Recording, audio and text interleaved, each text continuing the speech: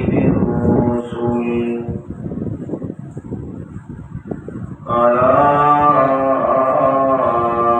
سيد الرسل وخاتم الأنبياء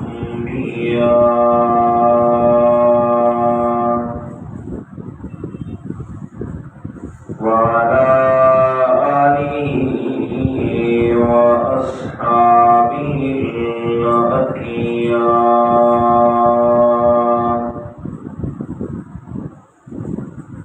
أما بعد فأعوذ بالله من الشيطان الرجيم بسم الله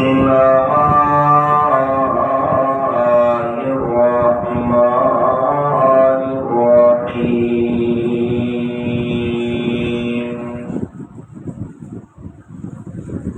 لا تجد قوما يؤمنون بالله واليوم الآخر يوادون من حاد الله ورسوله ولو كانوا آباءهم أو أبناءهم أو إخوانهم أو عشيرتهم أولئك كتب في قلوبهم الإيمان وأيدهم بنور منه صدق الله العظيم اللهم صل على محمد النبي الأمي وعلى آله وأصحابه وسلم تسليما سبحانك لا علم لنا إلا ما علمتنا إنك أنت العليم الحكيم.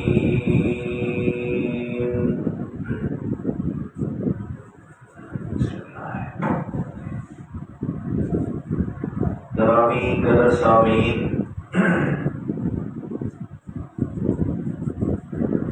المخلصین الموحدین، دوستوں، بزرگوں، عزیز ساتھیوں، دنیا کائنات کے اندر خالق کائنات نے جتنی بھی جاندار چیزوں کو پیدا فرمایا ہے وہ دو چیزوں کا مجموعہ ہے. ایک ہے جان جسم اور دوسرا اس میں موجود روح ہے. یعنی ہر جاندار چیز جسم اور روح کے مجموعے کا نام ہے، اور اس حقیقت سے بھی کوئی انکار نہیں ہے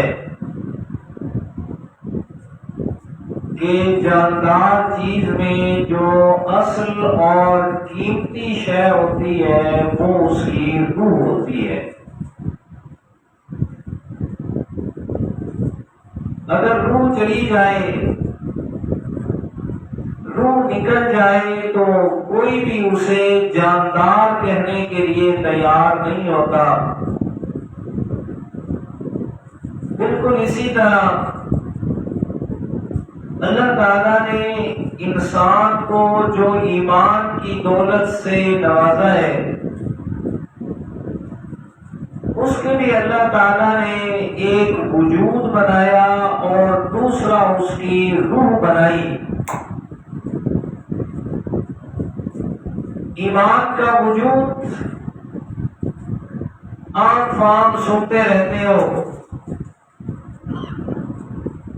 اللہ تعالیٰ پر ایمان لانا، انبیاء کرام پر ایمان لانا،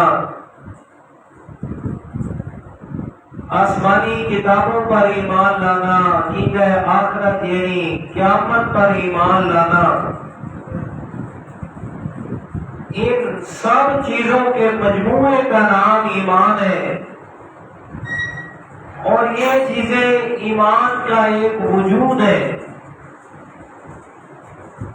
اور ایمان کا جو روح بنایا ہے اللہ تعالیٰ نے کہ جس کے بغیر ایمان میں جان نہیں رہتی،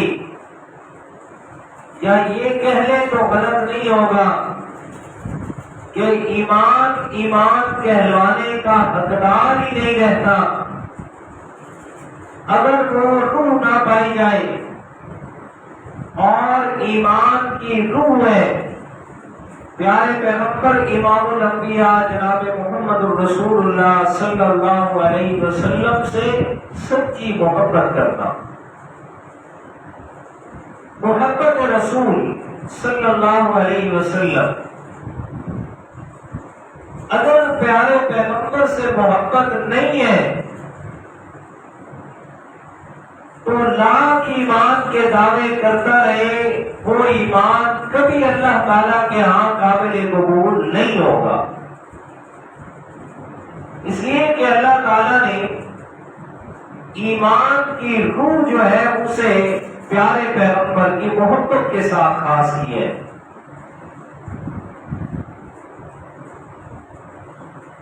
آپ اس بات کو جانتے ہیں کہ محبت اس میں مختلف چیزیں ہوتی ہیں. کچھ محبت ایسی ہوتی ہے جو فطری ہوتی ہے، جیسے کہ والدین کو اولاد سے محبت یہ فطری ہے. اور کچھ ایسی محبت ہے کہ جو انسان پر اللہ تعالیٰ نے بحیثیت مسلمان کی فرض کر دی گئی ہے. اور اس میں سب سے پہلی چیز جسے اللہ تعالیٰ نے قرآن مجید میں بیان فرمایا، وَالَّذِينَ آمَنُوا أَشَدُّ حُبًّا لِلَّهِ، کہ اہل ایمان دنیا کائنات میں سب سے زیادہ محبت وہ اپنے رب سے کرتے ہیں. اگر اللہ تعالیٰ سے محبت سب سے اعلیٰ اور اکبر درجے میں نہیں ہے تو پھر اس کے ہاں تو ایمان کی بیس اور بنیاد ہی نہیں ہے. اور پھر دوسرے نمبر پر اللہ تعالیٰ نے جس محبت کو اپنی محبت کے ساتھ ذکر فرمایا وہ ہے جناب محمد الرسول اللہ صلی اللہ علیہ وسلم کی ذات اقدس کے ساتھ محبت اور پیار،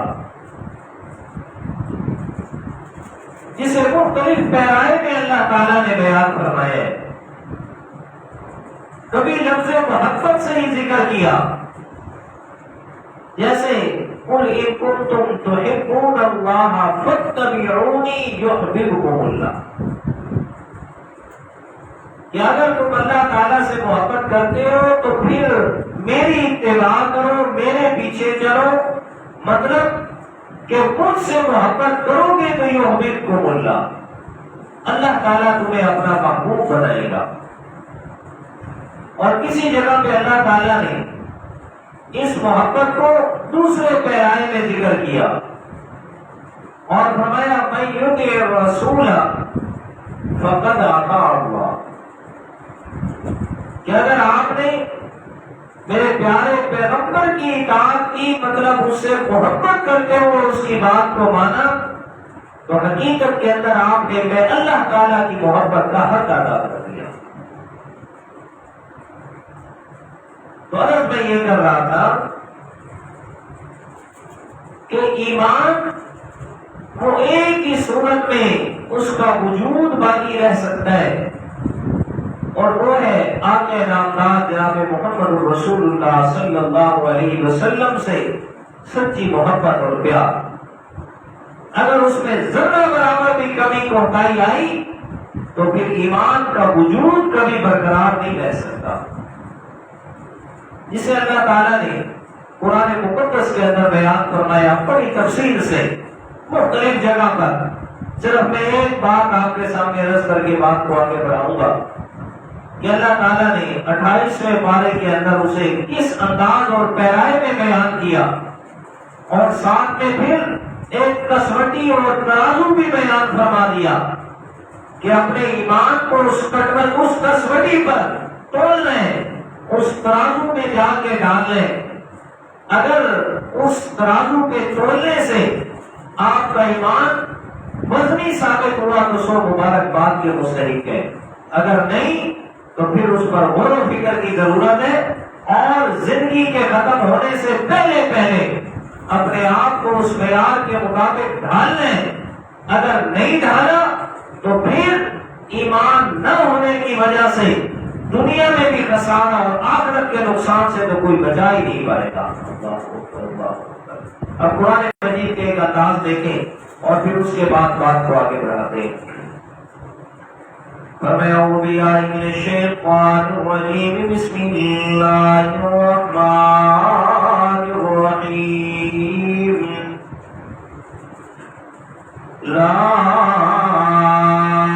تجد قوما یؤمنون باللہ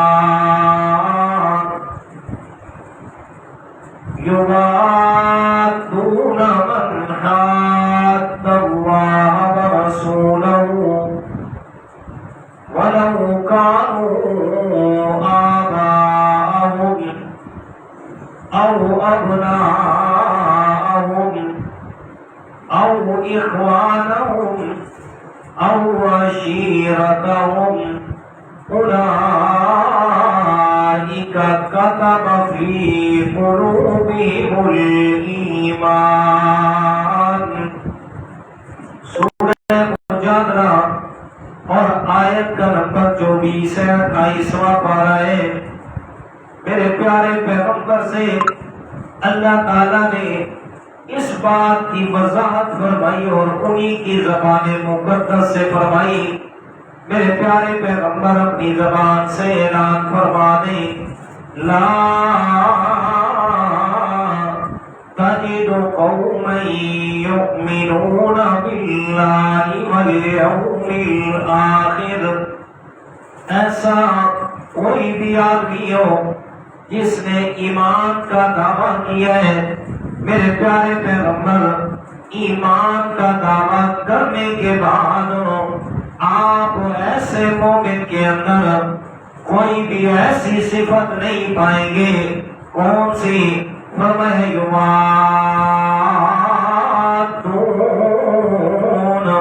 کہ وہ محبت کرنے والا ہو اس آدمی سے من حاد اللہ ورسولہ، جو اللہ اور اس کے رسول کی مخالفت کرنے والا ہے۔ پر میں اہل ایمان کی صفت میں اللہ تعالیٰ بیان فرما رہا ہوں، پر میں ان کے دل میں اللہ تعالیٰ کی محبت اس حد تک عروج حاصل کر جاتی ہے، میرے پیارے پیغمبر سے محبت اس حد تک کمال حاصل کر جاتی ہے کہ یوادون من حاد اللہ ورسولہ، جو آدمی اللہ اور اس کے رسول سے مخالفت رکھتا ہے، اللہ تعالیٰ اور اس کے رسول سے دشمنی رکھتا ہے، فرمایا ایسے آدمی سے بندہ مومن کی محبت کبھی نہیں ہوگی۔ اللہ تعالیٰ کے دشمن سے محبت ہو، پیارے پیغمبر کی سنت سنت کے قاتل سے محبت ہو، فرمایا اہل ایمان کی کبھی نہیں ہوگی۔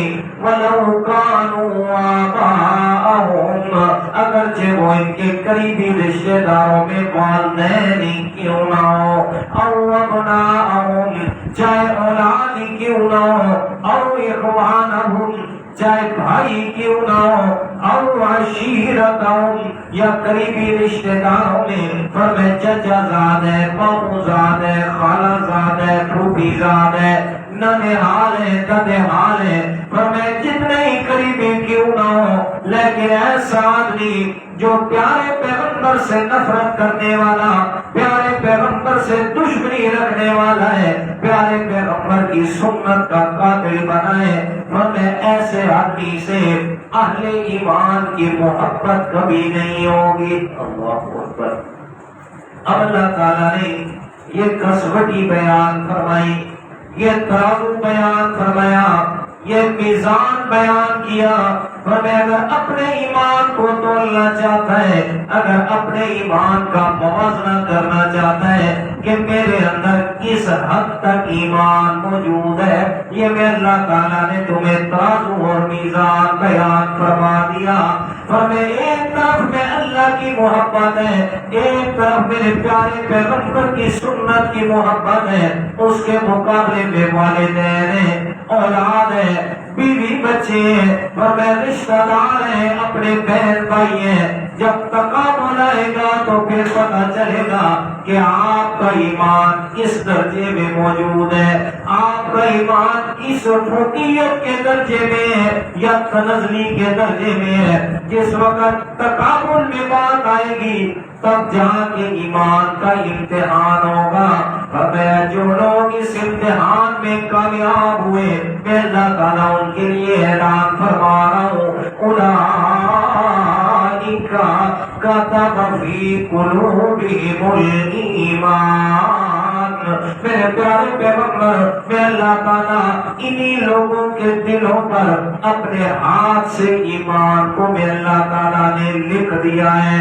اور میں جو میرے پیغمبر کی سنت کو سامنے رکھتے ہیں، میرے پیارے پیغمبر کی محبت کے مقابلے میں چھوڑ دیا والدین کو، چھوڑ دیا عزیز و اقارب کو، چھوڑ دیا اپنے بھائیوں کو اور اولاد کو، پر میں تب جا کے میں اللہ کی طرف سے ایمان کی سند حاصل ہوئی ہے۔ یہ اللہ تعالیٰ کے پیارے پیغمبر قرآن کی آیت کریمہ تلاوت فرما رہے ہیں، اور سب سے پہلے مخاطبین جو اس آیت کے میرے پیارے پیغمبر کے صحابہ کرام، اور میں صرف سن ہی نہیں آیا تو صرف ہماری طرح اس کان سے سن کے اس سے نکال نہیں دی، بلکہ اس پر حقیقت کے اندر عمل کر کے دکھایا۔ حقیقت کے اندر جیسے حق تھا ویسے ہی ایمان کو سچا کر دکھایا۔ اس لیے حضرت علی رضی اللہ تعالیٰ عنہ فرماتے ہیں، فرمایا جن لوگوں نے میرے پیارے پیغمبر کے صحابہ کرام کو دیکھا نہیں ہے، وہ تو یہ باتیں کر سکتے ہیں کہ ان کے اندر فلاں خامی ہے، فلاں نقص ہے، فلاں غلطی ہے، اور میں نے اپنے پیغمبر کے صحابہ کو دیکھا ہے، اور میں ان لوگوں کے اندر ذرہ برابر بھی دنیا کی ریاکاری، دنیا کے معاملات ہو یا دین کے معاملات ہو، ذرہ برابر بھی ایسی بات نہیں ہے کہ دنیا والوں میں ہم جناب زیادہ عزت والے مشہور ہو جائیں، اور میں جو بھی کام میرے پیغمبر کے صحابہ کا تھا، ہر کام میں وہ اپنے رب کی رضا کو سامنے رکھتے تھے۔ اور میں اس لیے اللہ تعالیٰ نے سب سے پہلے مخاطبین قرآن مجید کے ان کے ایمان کی گواہی بھی دی، ان کے ایمان کے لیے قرآن مجید میں قسمیں بھی اٹھائی ہیں۔ اور میں یہ جو فرمایا نا، ایک طرف اللہ کی محبت ہے، پیغمبر کی سنت کی محبت ہے، اور دوسری طرف چاہے مقابلے میں والدین ہے، چاہے اولاد ہے، چاہے بھائی ہے، چاہے رشتے دار ہے، اور میں سب کو پیچھے کیا اور اپنے پیغمبر کی محبت کو آگے کیا۔ اس کا اصل اطاعت کا نمونہ بن کے سامنے آئے تو میرے پیارے پیغمبر کے صحابہ کرام آئے، پہلا مر گئے اسلام اور کفر کا غزوہ بدر۔ اس میں ایک عجیب معاملہ ہے، ایک طرف 313 نہتے مسلمان ہیں اور دوسری طرف 1000 کا لشکر ہے جو ہر قسم کے اسلحے سے لیس ہو کے آئے ہیں۔ اور ساتھ میں دوسرا عجیب معاملہ یہ ہے، ایک طرف والد ہے تو مقابلے میں دوسری طرف بیٹا نظر آ رہا ہے۔ ایک بھائی ایک لشکر میں ہے، دوسرا بھائی دوسرے لشکر میں کھڑا ہے، اور میں عجیب معاملہ آ گیا اور آج پتا چلا کہ ایک طرف پیغمبر کی محبت، دوسری طرف جناب اولاد کی محبت ہے، ایک طرف پیغمبر کی محبت ہے، دوسری طرف بھائیوں کی محبت ہے۔ تو صحابہ کرام نے ایمان کے جذبے کو اور ایمان کے دعوے کو سچ کر دکھایا۔ میدان بدر سجا ہوا ہے، ایک طرف حضرت ابو عبیدہ بن جراح رضی اللہ تعالیٰ عنہ میرے پیارے پیغمبر کے لشکر میں ہے، ان کا والد ابو جہل کے لشکر میں ہے۔ باپ بیٹا آمنے سامنے ہو گئے، جیسے آمنے سامنے ہوئے ہیں جراح کہتا ہے اے ابو عبیدہ میں تیرا والد ہوں، میری طرف دیکھ اور میری محبت کو دیکھ، میں نے تجھے پیدا بھی کیا، پالا بھی، جوان بھی کیا ہے، آج بھی تجھے کہتا ہوں کہ اس پیغمبر سے دور ہٹ جا، آ جا ہماری طرف، ساری باتیں ٹھیک ہو جائیں گی۔ حضرت ابو عبیدہ ایک دفعہ بھی جان بوجھ کے نظر چھپا کے سائڈ پہ ہو جاتا ہے، دوسری طرف پھر آمنے سامنے ہوئے، پھر باپ نے دعوت دی واپس آ جا ابو عبیدہ، بہتر ہے واپس آ جا۔ جب تیسری دفعہ آمنے سامنے ہوئے نا، اب حضرت ابو عبیدہ رضی اللہ تعالیٰ عنہ فرماتے ہیں ابا جی میں تجھے بار بار چھوڑ رہا ہوں، دوبارہ میرے سامنے نہ آنا وگرنہ بچنے والا نہیں ہوگا۔ والد کہتے ہیں ابو عبیدہ تو بچ کے جائے گا تو دوبارہ میرے سامنے آئے گا نا۔ تلوار نکالی اور باپ بیٹا آمنے سامنے آ گئے، باپ بیٹا آمنے سامنے ہے۔ آسمان نے بھی عجیب منظر دیکھا، فرشتے بھی حیران ہیں کہ آج بڑا عجیب منظر ہے۔ بیٹا پیغمبر کی محبت میں سرشار ہے اور والد ہے جو پیغمبر کی نفرت لے کے دل میں آیا ہوا ہے، پیغمبر کی دشمنی لے کے آئے ہیں۔ آج پتہ چلتا ہے نا یہ باپ بیٹے کی محبت بڑھتی ہے یا پیغمبر کی محبت زیادہ بڑھتی ہے۔ حضرت ابو عبیدہ پہ والد نے تلوار سے وار کیا، حضرت ابو عبیدہ بڑی پھرتی سے اس وار کو چھپا کے دوسری طرف ہوئے اور کہا ابا جی اب تو بچ کے نہیں جائے گا، بہتر یہ کلمہ پڑھ لے، آ جا میرے پیغمبر کی محبت کا دامن تھام لے۔ باپ کہتا ہے نا ابو عبیدہ کبھی بھی نہیں آنے والا، ادھر سے نہ کی ہے، ادھر سے حضرت ابو عبیدہ نے تلوار چلائی اور باپ کے دو ٹکڑے کر کے رکھ دیے۔ اللہ اکبر۔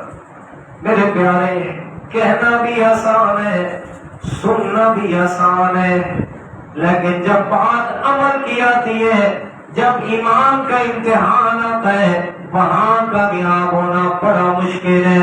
حضرت ابو عبیدہ بن جراح رضی اللہ تعالیٰ عنہ انہی کے بارے میں فرمایا اولئک کتب فی قلوبہم الایمان۔ میرے پیارے پیغمبر میں اللہ تعالیٰ نے اپنے ہاتھ سے ان کے دلوں پہ ایمان کو لکھا، فرمایا اس لیے کہ انہوں نے آپ کی محبت کے مقابلے میں کسی کی محبت کو قبول نہ کیا۔ غزوہ بدر کا بعد کا واقعہ ہے، میرے پیارے پیغمبر کی محفل مسجد نبوی میں لگی ہوئی ہے۔ حضرت ابو بکر صدیق رضی اللہ تعالیٰ عنہ اور ان کا بیٹا حضرت عبد الرحمن مسلمانوں کے میرے پیارے پیغمبر کی خدمت میں بیٹھے ہوئے ہیں۔ بات چیت شروع ہوئی، حضرت عبد الرحمن کہتے ہیں پیارے ابو بکر والد صاحب وہ میدان بدر کے اندر آپ 3 دفعہ میری تلوار کے نیچے آئے تھے، لیکن میں نے والد سمجھ کے آپ کو چھوڑ دیا تھا۔ اللہ کے پیارے پیغمبر کے ساتھ حضرت ابو بکر فرماتے ہیں عبد الرحمن بیٹا تیری قسمت نے تیرا ساتھ دیا، شکر کر اپنے رب کا کہ میدان بدر میں تو میری تلوار کے نیچے نہیں آیا۔ مجھے کعبہ کے رب کی قسم ہے اگر اس دن تو تلوار کے نیچے آ جاتا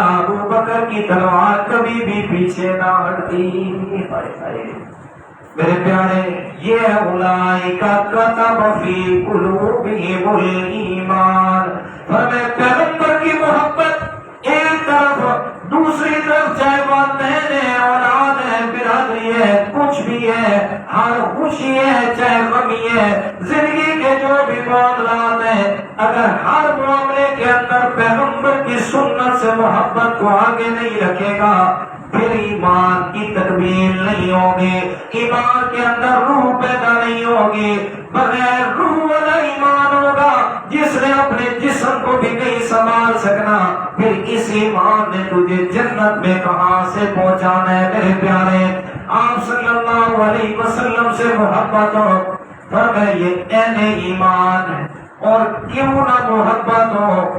اس لیے کہ دنیا کائنات کے اندر محبت کے اسباب ہی کیا ہوتے ہیں؟ جس وجہ سے محبت ہوتی ہے ان اسباب میں سب سے پہلا سبب محبت کا وہ حسن و جمال ہوا کرتا ہے کہ انسان حسین و خوبصورت چیز سے فطرتی طور پہ محبت کرتا ہے، ہر خوبصورت چیز کو دیکھ کے اس سے دل کھینچا جاتا ہے، فرمایا یہ محبت کا سب سے بڑا سبب ہے کہ انسان کو ہر خوبصورت چیز کی محبت اللہ تعالیٰ نے اس کے دل میں ڈال دی ہے۔ فرمایا اگر حسن و جمال کوئی سبب بنانا ہے تو آؤ تمہیں ایک ایسا حسین بتانے لگا ہوں کہ جس حسین کو اللہ تعالیٰ نے مخاطب کر کے فرمایا میرے پیارے دنیا کائنات کے اندر جب سے میں اللہ تعالیٰ نے انسان کی تربیت کرنا شروع فرمائی ہے اور قیامت تک جتنے بھی انسان آنے ہیں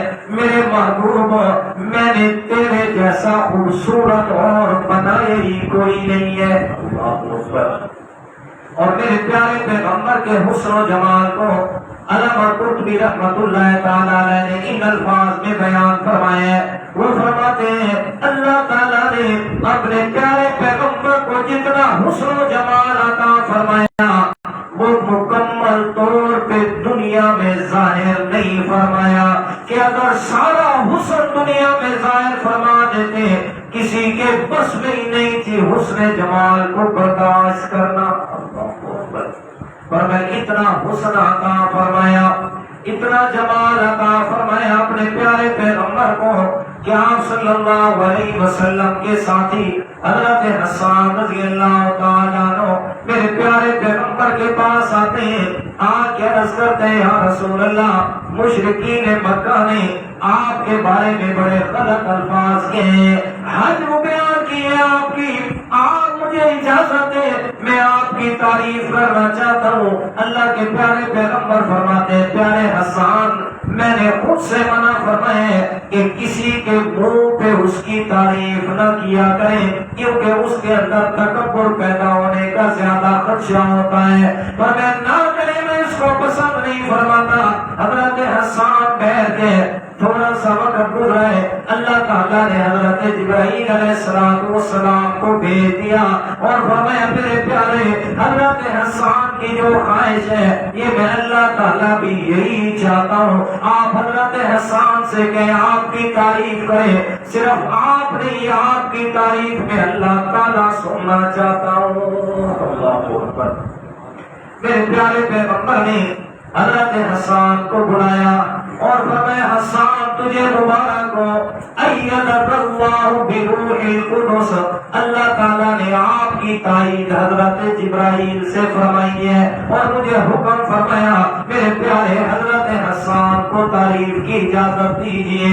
پھر بڑا عجیب منظر ہے، مسجد نبی ہے، میرے پیارے پیغمبر ممبر سے سامعین میں تشریف لے آئے، حضرت حسان کو اپنے ممبر پہ بٹھا دیا اور حضرت حسان نے میرے پیارے پیغمبر کی تعریف شروع فرمائی ہے اور پہلا جملہ ارشاد فرمایا، ایسے میرے پیارے پیغمبر کے چہرے کی طرف اشارہ فرما رہے ہیں اور فرماتے ہیں وَأَحْسَنَ مِنْكَ لَمْ تَرَ قَطُّ عَيْنِي وَأَحْسَنُ مِنْكَ لَمْ تَرَ قَطُّ عَيْنِي وَأَجْمَلُ مِنْكَ لَمْ تَلِدِ النِّسَاءُ خُلِقْتَ مُبَرَّأً مِنْ كُلِّ عَيْبٍ كَأَنَّكَ قَدْ خُلِقْتَ كَمَا تَشَاءُ۔ حضرت حسان فرماتے ہیں وَأَحْسَنَ مِنْكَ لَمْ تَرَ قَطُّ عَيْنِي۔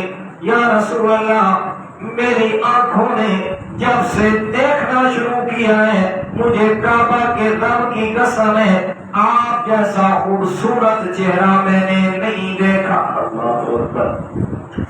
حضرت عطاءاللہ شاہ صاحب بخاری سب بولو رحمت اللہ تعالی علیہ بیان فرما رہے تھے، حضرت حسان کے اشعار ہے نا، حضرت شاہ صاحب زارو قطار رو رہے ہیں اور کہتے ہیں کاش حسان جس وقت تو اللہ کے پیغمبر کی یہ تعریف کر رہا تھا، کاش کہ میں بھی اس وقت موجود ہوتا، اور جب تو نے یہ الفاظ کہے نا کہ وَأَحْسَنَ مِنْكَ لَمْ تَرَ قَطُّ عَيْنِي، کہ میری آنکھوں نے آپ جیسا حسین نہیں دیکھا، میں آپ کے قدموں میں پڑ جاتا، آپ کے سامنے ہاتھ جوڑ کے ایک چھوٹی سی درخواست کرتا، حسان چھوٹا سا فکرہ تبدیل کر دے اور ایسا نہ کہ آئینی میری آنکھ نے نہیں دیکھا، بلکہ تھوڑی سی تبدیلی کر کے یہ ایسے گئے وَأَحْسَنَ مِنْكَ لَمْ تَرَ قَطُّ عَيْنٌ، کہ صرف میری آنکھ نے نہیں، دنیا کائنات کی کسی آنکھ نے بھی میرے محبوب جیسا خوبصورت نہیں دیکھا ہے۔ اللہ اکبر۔ فرمایا وَأَجْمَلُ مِنْكَ لَمْ تَلِدِ النِّسَاءُ، بھلا کوئی دیکھ بھی کیسے سکتا تھا، کسی عورت نے آپ جیسا حسین بچہ پیدا ہی نہیں کیا۔ اللہ اکبر۔ ادھر مسجد نبی کے اندر یہ محفل سجی ہے، اللہ تعالیٰ نے آسمان کے سارے پردے ہٹا کے یہ محفل آسمان کے فرشتوں کو دکھائی بھی اور ساتھ میں سنوائی بھی۔ فرمایا دیکھو میرا حسان میرے محبوب کی تعریف کر رہا ہے، دیکھو حسان کیا کہہ رہا ہے۔ حسان نے پہلا جملہ کہا نا وَأَحْسَنَ مِنْكَ لَمْ تَرَ قَطُّ عَيْنٌ، کہ کسی کی آنکھ نے نہیں دیکھا میرے پیارے پیغمبر جیسا۔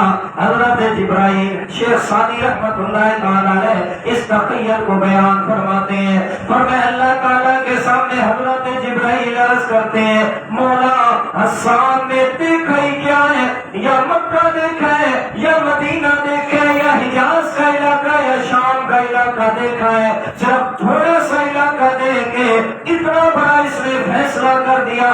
اگر کوئی میں جبرائیل سے پوچھے نا، میں جبرائیل اسے بتاؤں گا کہ میں نے آدم علیہ السلام کو فرشتے جب سجدہ کر رہے تھے میں نے اس وقت ان کو دیکھا، اور آدم کو روتے ہوئے میدان عرفات میں دیکھا، نوح علیہ السلام کو کشتی کا ملح بنتے ہوئے دیکھا، میں نے موسیٰ کلیم کو کوہ طور پہ اللہ تعالیٰ کے ساتھ کلام کرتے ہوئے دیکھا، میں نے ابراہیم علیہ السلام کو آگ میں جلتے ہوئے دیکھا، میں نے یوسف علیہ السلام کے حسن کی بہاریں کبھی والد کی گود میں، کبھی کنویں میں، کبھی جیل میں، اور کبھی عزیز مصر کے گھر میں، اور کبھی بادشاہ بنتے ہوئے انہیں دیکھا۔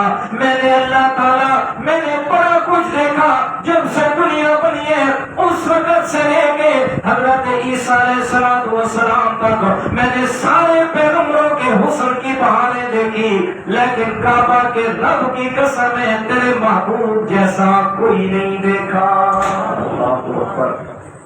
حضرت حسان نے دوسرا جملہ فرمایا جبرائیل اپنی بات کر لی ہے، اب میری بات بھی سن۔ وَأَجْمَلُ مِنْكَ لَمْ تَلِدِ النِّسَاءُ، بھلا دنیا کائنات کے اندر کوئی حسین دیکھ ہی کیسے سکتا تھا، اللہ تعالیٰ نے اپنے پیارے پیغمبر جیسا کوئی اور کسی کا بیٹا بنایا ہی نہیں ہے، وہ ایک ہی تھا اللہ تعالیٰ کے کارخانے قدرت میں جسے اللہ تعالیٰ نے اپنا محبوب بنایا، باقی اس کے علاوہ اور کسی یہ حسن و جمال سے نہیں نوازا۔ دوسرا شعر حضرت حسان نے فرمایا خلقت مبرأ من كل عیب کأنک قد خلقت کما تشاء، اللہ تعالیٰ نے آپ کو پہلے دن سے ہی ہر قسم کے عیب سے پاک پیدا فرمایا۔ جب آپ کو دیکھتے ہیں ہمیں ایسا لگتا ہے جیسے اللہ تعالیٰ نے آپ کو ایسا حسین و جمیل بنایا، جیسے آپ چاہتے تھے اللہ تعالیٰ نے ویسے خوبصورت بنا دیا ہے۔ حضرت حسان فرماتے ہیں کأنک قد خلقت کما تشاء، ہمیں ایسے لگتا ہے کہ جیسے اللہ تعالیٰ نے آپ سے پوچھ پوچھ کے بنایا۔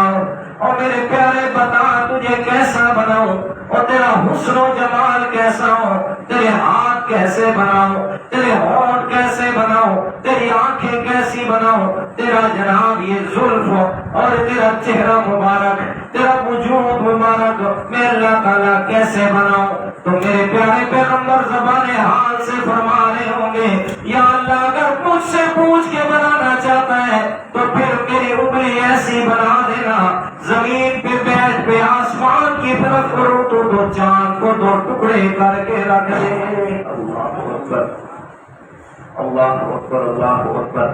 تو حسن و جمال اگر سبب محبت کا تو پھر میرے پیارے پیغمبر سے بڑھ کے کوئی حسین دنیا میں آئے ہی نہیں ہے۔ صحابہ کرام حضرت عائشہ صدیقہ طیبہ طاہرہ مطہرہ رضی اللہ تعالیٰ عنہ کے پاس آتے ہیں، آ کے سوال کرتے ہیں اماں جی ذرا یہ بتائیں کہ اللہ کے پیارے پیغمبر اور حضرت یوسف علیہ السلام کے حسن میں فرق کیا تھا، کون زیادہ حسین تھا، اللہ کے پیارے پیغمبر یا پھر حضرت یوسف علیہ السلام؟ میرے پیارے پیغمبر کی زوج محترمہ حضرت عائشہ صدیقہ طیبہ طاہرہ مطہرہ رضی اللہ تعالیٰ عنہ فرماتی ہے ہمیں سوال تو بڑا کی ہے، آپ کو جواب بھی بڑا ملے گا۔ ہمیں لوامی زلیخا لو رأین جبینہ، لوامی زلیخا لو رأین جبینہ لأثرن بقطع القلوب علی الیدین۔ فرمایا انہوں نے یوسف علیہ السلام کا حسن دیکھا، برداشت نہ کر سکی، اپنے حواس کھو بیٹھی اور اپنے چھریوں کو اپنے ہاتھوں پہ چلا ڈالا اور ہاتھ کاٹ ڈالے۔ کعبہ کے رب کی قسم ہے اگر وہ میرے پیارے پیغمبر کے وجود مبارک اور چہرے مبارک کو دیکھتی پھر اپنے ہاتھ نہ کاٹتی بلکہ وہ اپنے گلوں کو کاٹ دیتی۔ اللہ اکبر۔ دوسرا فرق سنیے گا، حضرت یوسف اور میرے پیارے پیغمبر صلی اللہ علیہ وسلم کے حسن میں یوسف علیہ السلام کا حسن بھی بے مثال، اور میں اتنا بے مثال حسن خوبصورتی اپنی جگہ پہ مصر کے لوگوں نے یوسف علیہ السلام کو دیکھا ضرور، ان کے حسن سے متاثر بھی ہوئے لیکن ایمان قبول نہ کیا۔ جی بات سمجھنے کی ہے، یوسف علیہ السلام کے حسن کو دیکھا، ایمان قبول نہ کیا، اپنے ہاتھوں اور انگلیوں کو کاٹ ڈالا، لیکن اپنے پیارے پیغمبر کو ایسا حسن و جمال عطا فرمایا دیکھنے والے پہلے ایمان قبول کیا پھر انگلیاں نہیں اپنے گلے کٹوا دیے۔ اللہ اکبر اللہ اکبر اللہ اکبر۔ اللہ کے پیارے پیغمبر کا حسن و جمال ایسا بے مثال، سیرت کی کتابوں میں بیسوں ایسے لوگوں کا تذکرہ ہے کہ جنہوں نے میرے پیارے پیغمبر کے صرف حسن کو دیکھ کے، آپ کے چہرے کو دیکھ کے کلمہ اسلام پڑھا ہے، صرف چہرے کو دیکھ کے، صرف حسن جمال کو دیکھ کے میرے پیارے پیغمبر کا کلمہ پڑھ لیا۔ بیسوں ایسے لوگ ہیں، ایک دو میں آپ کے سامنے عرض کرتا ہوں۔ حضرت عبداللہ ابن سلام رضی اللہ تعالیٰ عنہ یہود کے بہت بڑے عالم ہیں، اور فرماتے ہیں جب میں نے تورات کے اندر اللہ کے پیارے پیغمبر کی صفات کا تذکرہ پڑھا دل ہی دل میں بڑا خواہش مند ہوا، کاش کہ میری زندگی میں وہ پیغمبر مدینہ شریف میں آ جائیں، کاش کہ مدینہ میں پہنچ جائیں، اس پیغمبر کے آنے پہ ضرور اس کا دیدار بھی کروں گا، اور اگر اللہ نے چاہا تو ایمان بھی میں نے ضرور قبول کرنا ہے۔ ادھر سے اللہ تعالیٰ کا حکم آ گیا ہجرت کا، میرے پیارے پیغمبر مکہ سے ہجرت فرما کے مدینہ منورہ آ گئے۔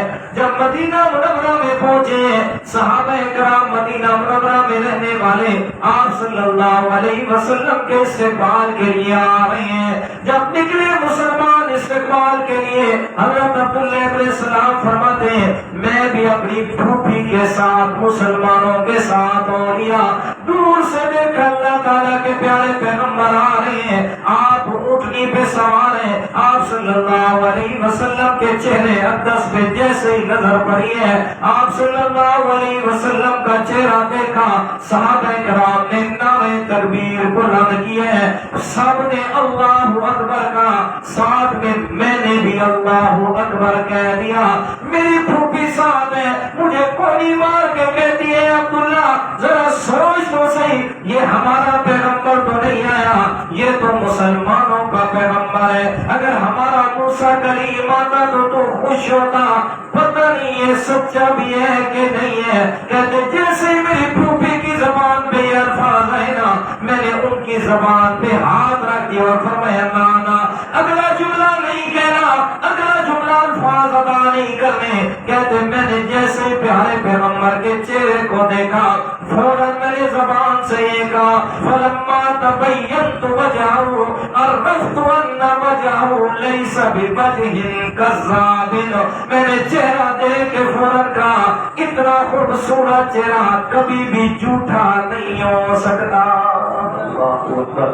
کہتے ہیں آپ صلی اللہ علیہ وسلم حضرت ابو ایوب انصاری رضی اللہ تعالیٰ عنہ کے گھر میں رکے، میں فوراً اللہ کے پیارے پیغمبر کی محفل میں گیا اور جا کر بغیر کچھ سنے پہلے کلمہ پڑھا، اور کلمہ پڑھ کے پیارے پیغمبر کے سامنے بیٹھا ہوں، اور پہلا پیغام، پہلی وحی یا پہلی حدیث جو میں نے اپنے پیارے پیغمبر کی زبان سے سنی، آپ صلی اللہ علیہ وسلم فرما رہے تھے ایھا الناس افشوا السلام واطعموا الطعام وصلوا الارحام وصلوا والناس نیام تدخلوا الجنت بسلام۔ فرمائے چار چیزیں کر لو اور سلامتی کے ساتھ جنت میں داخل ہو جاؤ۔ فرمائے پہلی چیز افشوا السلام، فرمائے سلام کو عام کرو۔ فرمائے عرفت ومن لم تعرف، جسے آپ پہچانتے ہیں اسے بھی سلام کرو، جس سے پہچان نہیں ہے اس کو بھی سلام کرو۔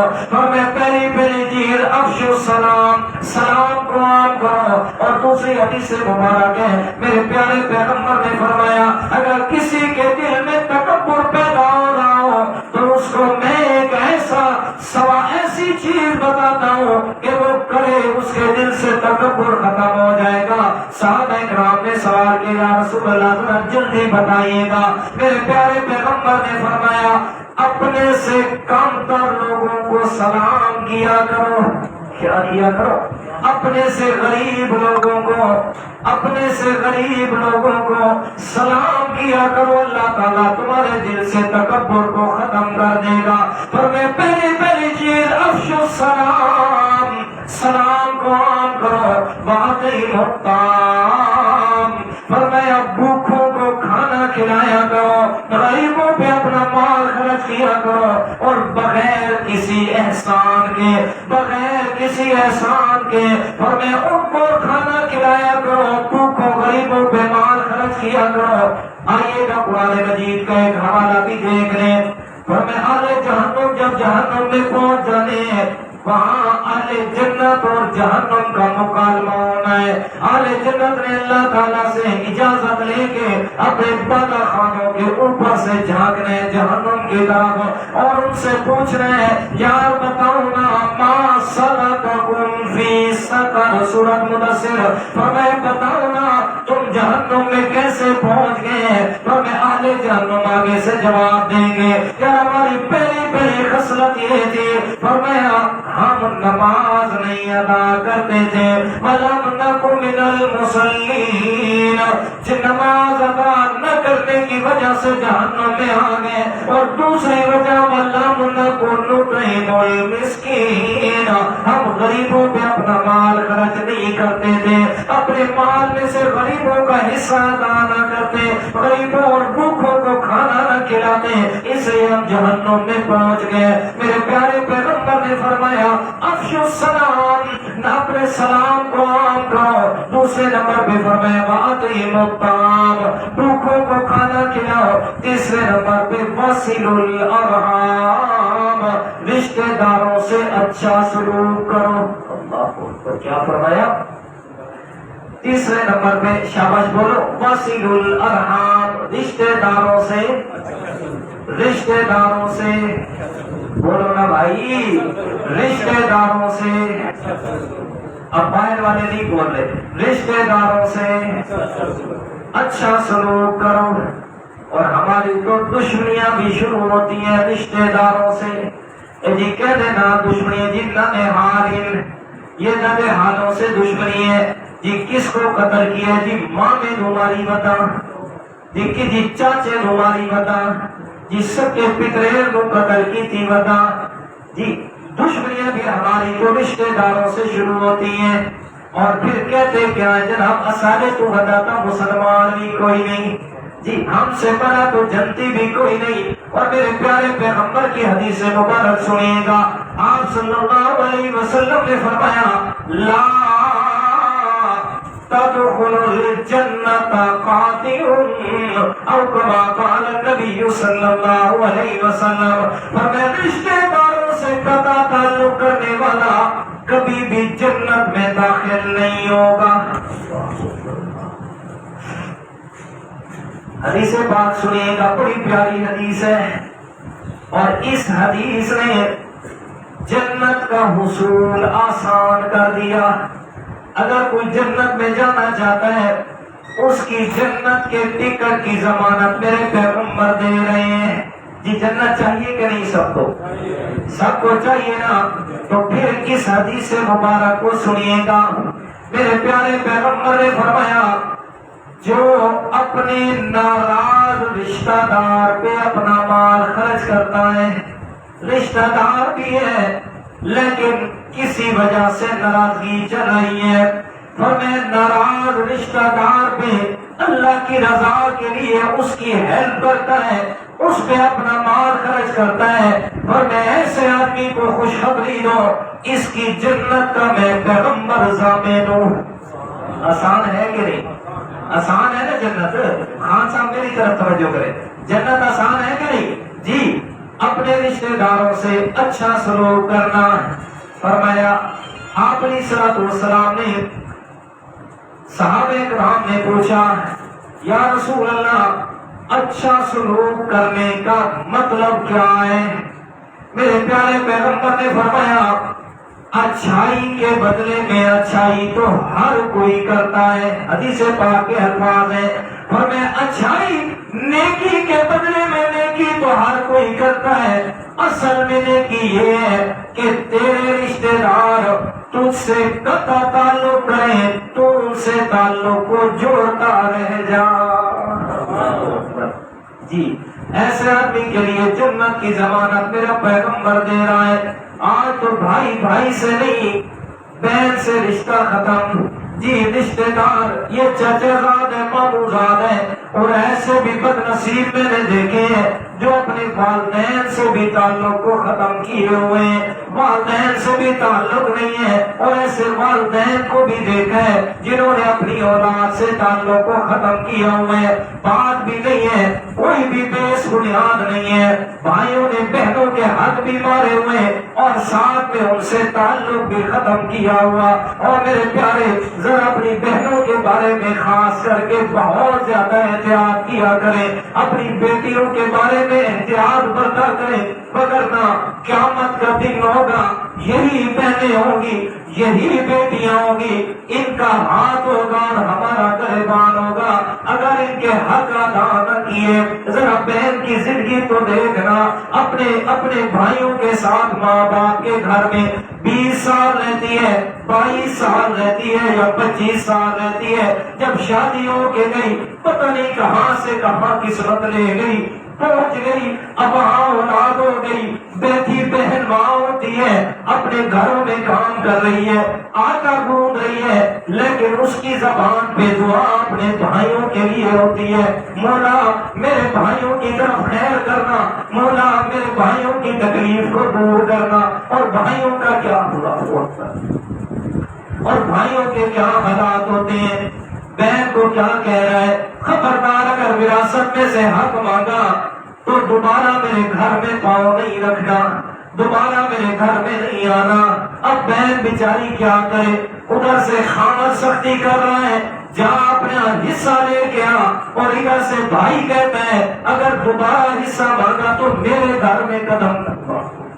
اب وہ بیچاری جائے تو کہاں جائے، ادھر سے بھی ظلم، ادھر سے بھی ظلم، اور پھر بیچاری کیا کرتی ہے، ساری زندگی اپنے خاوند کے طعنے برداشت کرتی ہے، لیکن بھائیوں کو ناراض نہیں کرتی، صرف اس وجہ سے کہ یہ میرے والدین کا گھر ہے، چلو والدین تو نہیں رہے، میں اپنے والدین کے ہاتھوں سے بھرے ہوئے گھروں کو تو آ کے دیکھ لیتی ہوں، بھائی نہیں دیتا کچھ تو نہ دے، میں اللہ تعالیٰ سے مانگ لوں گی، میں اپنے خاوند کی ہر قسم کی مار برداشت کروں گی، لیکن بھائی کو ناراض نہیں کرتی۔ اور میرا بھائی یہ بہنیں جو ساری زندگی تیری عزت کی لاج رکھتے ہوئے اپنے گھر میں ظلم برداشت کر کے گزار دیتی ہیں، اور تو انہیں کیا دیتا ہے، اور تو انہیں کیا دیتا ہے، سال کے بعد عید آتی ہے، اور میرا بھائی بڑے لوگ امیر نوکروں کے لیے عیدیں بھیجتے ہیں،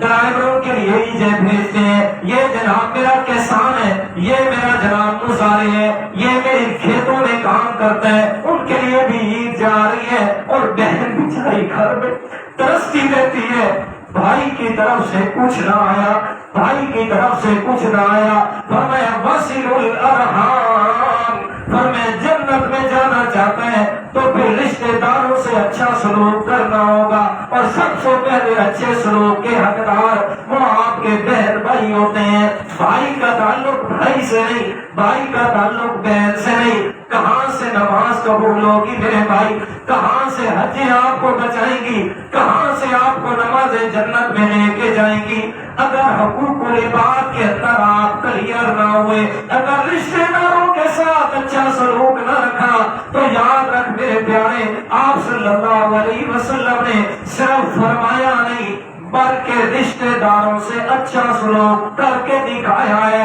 فرمایا غزوہ حنین کا موقع ہے، آپ صلی اللہ علیہ وسلم کے پاس سینکڑوں ہزاروں لوگ قیدی بن کے آئے ہیں، قبیلہ بنو ثقیف کے، ایک عورت اور ایک لڑکی ہے، وہ آ کے صحابہ کرام کو کہتی ہے چھوڑو مجھے اپنے پیغمبر کے پاس جانے دو، میں آپ کے پیغمبر سے جا کے بات کر لیتی ہوں۔ آپ صلی اللہ علیہ وسلم کے پاس لایا گیا، جب سامنے آئی تو کیا دیکھا، میرے پیارے پیغمبر کی رضائی بہن حضرت شیمہ ہے۔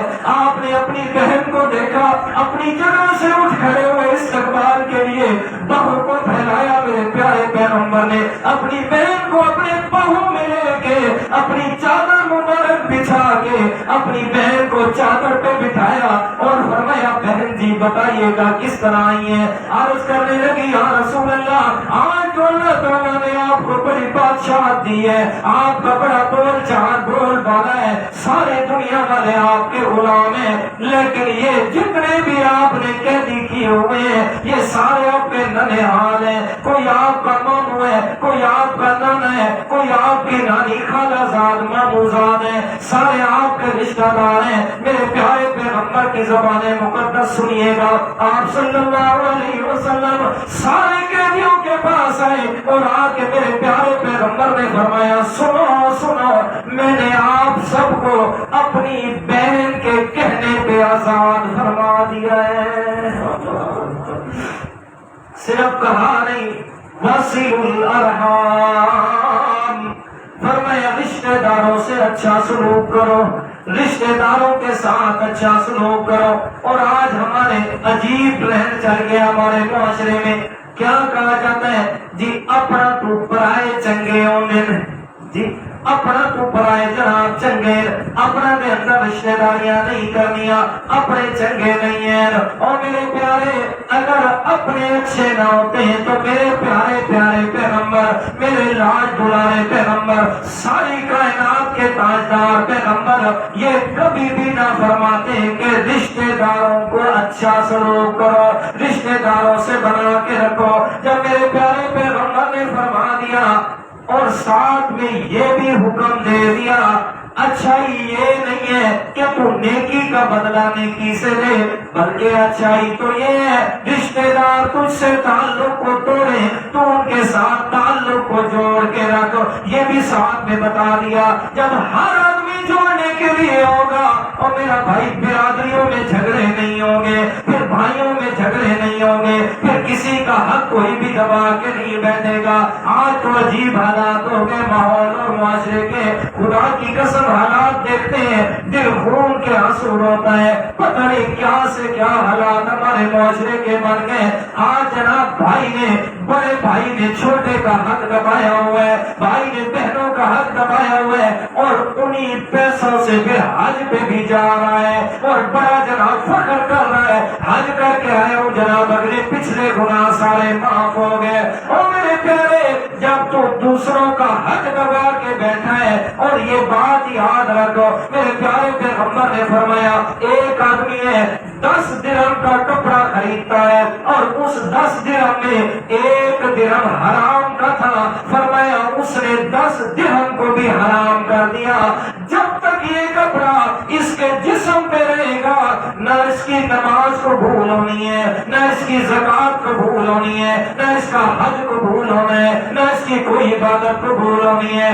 اب بتا میرے پیارے دوسروں کا حق دبا کے اپنے پاس رکھنے والا، اور جس وقت جناب اپنے کھالے بنایا کرتے ہو میرے کسان دوست بیٹھے ہیں تو ہر دفعہ 2 ٹپے زیادہ اپنی طرف زمین دے رہے ہو، تو کیا سمجھتے ہیں کوئی بھی نہیں ہے دیکھنے والا، کوئی بھی نہیں ہے پوچھنے والا، ایک تحیرت کمزور ہے، اس نے میرا کیا کرنا ہے، میرا جناب بندے سواتری ہے، اس نے میرا کون سا نقصان کر لینا ہے۔ اے بندے ہر دفعہ 2 4 ٹپے اپنی سائڈ پہ کرے گا اور ساتھ میں سمجھتے ہیں جناب بڑی محنت کرتے ہیں اس کے حلال کما لیے۔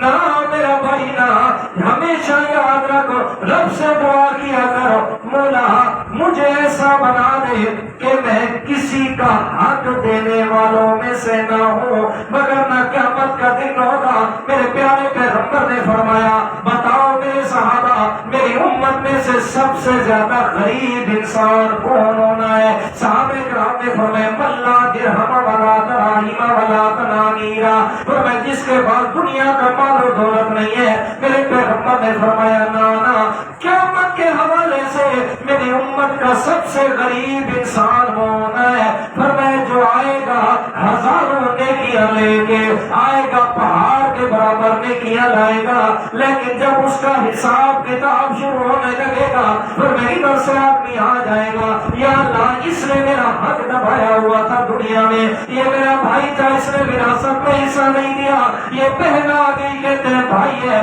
جناب، والد آ گیا اولاد کے لیے، اولاد آ گیا والد کے لیے، بھائی بھائی کے لیے آ گیا، نوکر آ گیا اپنے مالک کے لیے۔ یا اللہ دنیا میں ہم اس کے محتاج تھے، غصہ بھی ہوتا تھا، غصے میں ہمیں کبھی گالی بھی دے دیتا تھا، کبھی مار بھی دیتا تھا، دنیا میں بدلہ نہیں لے سکتے تھے، آج ہمیں بدلہ چاہیے۔ میرے پیارے پیغمبر نے فرمایا اب جناب اس کا حساب شروع ہو گیا، فلاں کو اس نے گالی دی ہے اتنی نیکیاں اس کے حوالے کر دو، فلاں کو تھپڑ مارا اتنی نیکیاں اس کو دے دو، فلاں کا حق دبایا اتنی نیکیاں دے دو، فرمایا حتیٰ کہ نیکیاں ختم ہو جائیں گی ہوگی اور حق لینے والے ابھی کھڑے ہوں گے. فرمایا پھر کیا ہوگا؟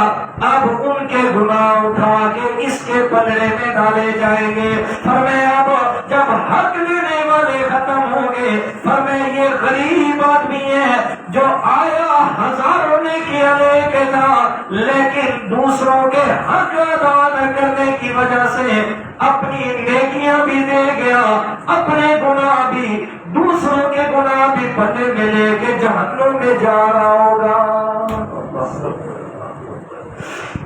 اس لیے میرے بھائی تیسرے نمبر پہ میرے پیارے پیغمبر نے کیا حکم فرمایا؟ وصل الارحام. حضرت عبداللہ ابن سلام فرماتے ہیں پہلی دفعہ جو میں نے حدیث سنی وہ 4 چیزوں کا حکم میرے پیارے پیغمبر نے دیا. پہلی چیز افشوا السلام، سلام کو عام کرو. وأطعموا الطعام، بھوکوں کو کھانا کھلاؤ. تیسرے نمبر پر وصلوا الارحام، رشتہ داروں سے اچھا سلوک کرو. اور چوتھے نمبر پہ میرے پیارے پیغمبر نے فرمایا وصلوا والناس نيام.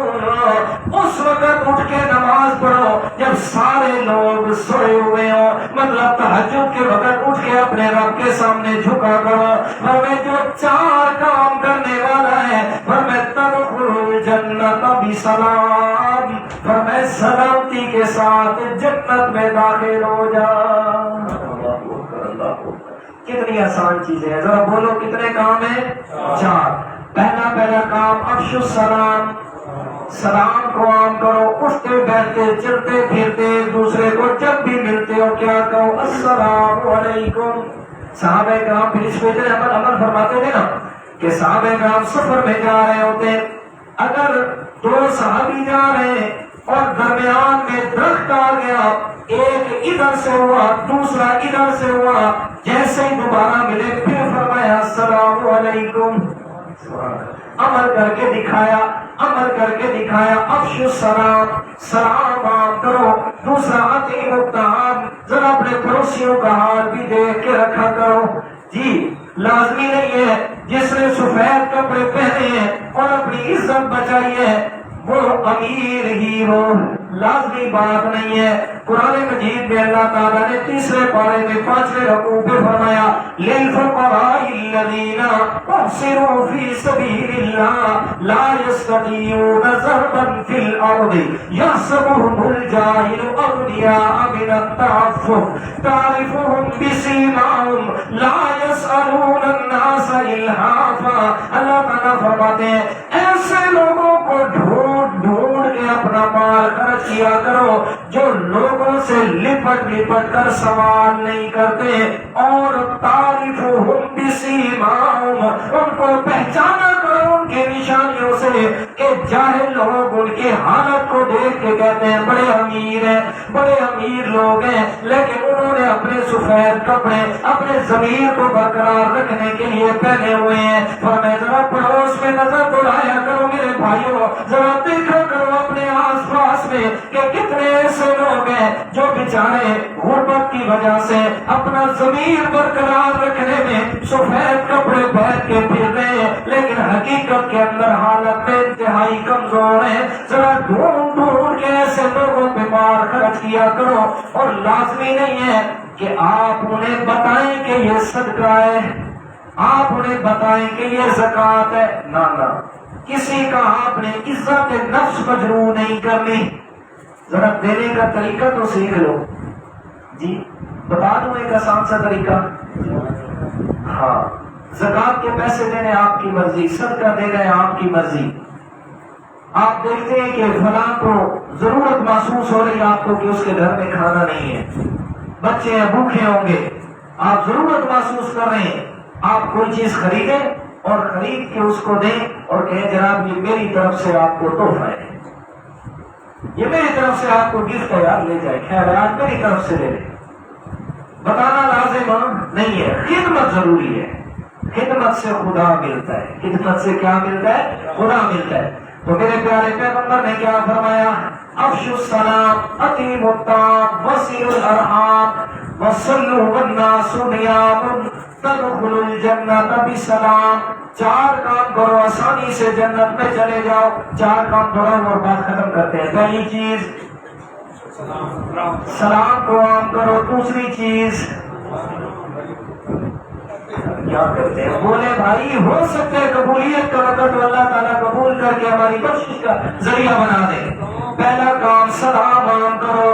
दूसरा काम गरीबों को खाना खिलाओ। तीसरा काम रिश्तेदारों से अच्छा सलूक करो। चौथा काम जब लोग सो रहे हैं उस वक्त उठ के अल्लाह के सामने झुक जाओ। 5वें नंबर पे इनाम क्या मिलेगा? फरमाया सलामती से जन्नत में चले जाओ। सलामती का लफ्ज़ समझ नहीं आता ना तो आसान लफ्ज़ बोलो। फरमाया भजने हुए जन्नत जवाड़े जाओ जन्नत बिसलाम। तो अर्ज में क्या कर रहा था कि मेरे प्यारे पैगंबर से मोहब्बत वो अहले ईमान है। अगर प्यारे पैगंबर से मोहब्बत नहीं तो ईमान नहीं है। कितने लोग और फिर मोहब्बत के असबाब क्या होते हैं? सबसे पहला सबब है हुस्न और जमाल। और अगर हुस्न और जमाल कोई बहाना बनाना है तो मेरे पैगंबर से बढ़ के कोई और खूबसूरत नहीं है। कितने लोग हैं जिन्होंने मेरे पैगंबर के चेहरे को देख के कलमा पढ़ लिया। उनमें एक हज़रत अब्दुल्लाह बिन सलाम थे, उनकी बात सुनाई, जो कुछ कहा सुना। अल्लाह ताला मन की तौफीक अता फरमाए।